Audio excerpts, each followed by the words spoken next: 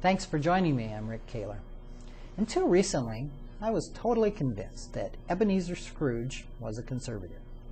I mean, at least before his transformation. His refusal to give to the poor at Christmas time totally personifies our view of a conservative, one being cold-hearted, stingy, even miserly. I would have also given you really high odds that his loyal clerk, Bob Cratchit, was a liberal. Well, now I am not so sure. In late November, I viewed John Stossel's ABC Special 2020 report, Cheap in America, and that really changed my perception about 180 degrees of these two individuals. Indeed, the preponderance of the evidence now suggests the stingy-hearted Scrooge was, get ready, a liberal, and that Cratchit was a conservative. Let me explain. Stossel's report centered on Arthur C. Brooks' new book, Who Really Cares? The book examines our societal myths around giving and then reveals the facts. The focus of the report was on what and how much Americans give.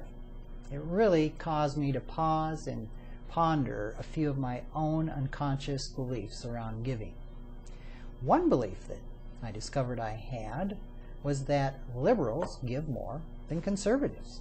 I've always assumed that those who are philosophically identified as champions for the poor and downtrodden would certainly give more to those in need than would conservatives.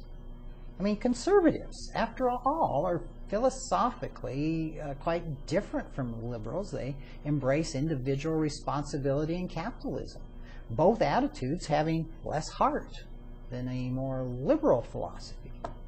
Well, found out that wasn't the case, according to Brooks.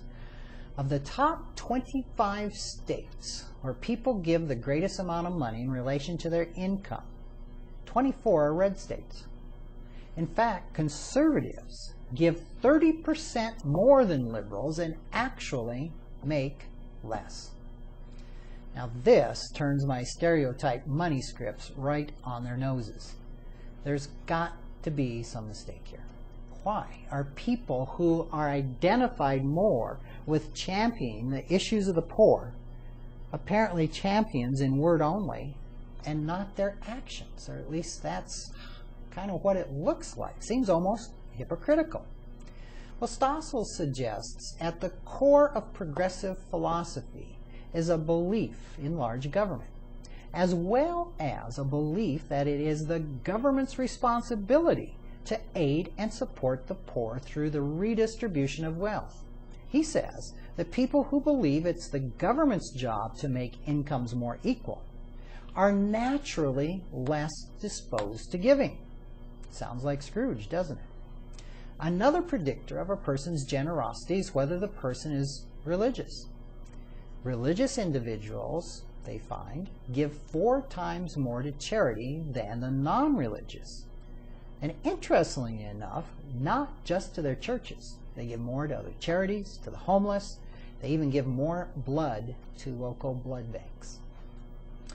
I found it interesting, however, that Stossel suggests that the number one reason that billionaires don't give money to others is to keep their money working for themselves.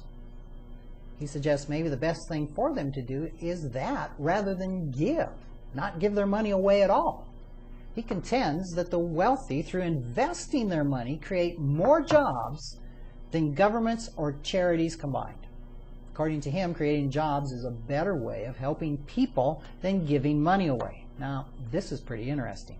Maybe the tight-fisted liberals who don't give to charities aren't as selfish and Scroogish as Brooks' finding would seem to indicate. By keeping their money working to create more money via creating jobs, they may actually be doing more for the poor than the charities. Now, to me, this sounds like what I've always thought of as classic conservative thinking and behavior. Now we know that it is just the opposite. Now we know that since conservatives are givers and liberals are hoarders, that the liberals are probably the real job creators in the economy.